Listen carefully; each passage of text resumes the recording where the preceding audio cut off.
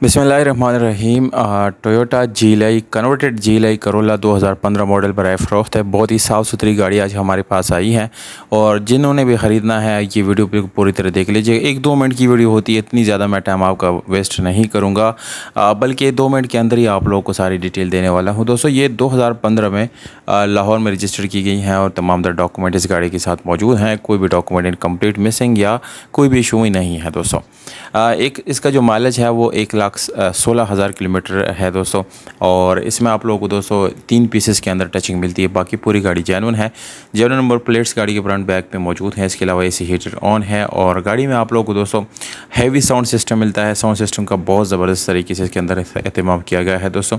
यहाँ पर इंजन की हालत की बात की जाए तो 10/10 है। स्पेशल अलार्म इस गाड़ी में आफ्टर मार्केट इंस्टॉल की गई है, जबकि आपको टायर की कंडीशन यहाँ पर बहुत ही ज़बरदस्त मिलता है दोस्तों। गाड़ी की ओवरऑल डिटेल मैंने आप लोगों को बता दी। इसकी जो प्राइस है वो है 29 लाख रुपए दोस्तों।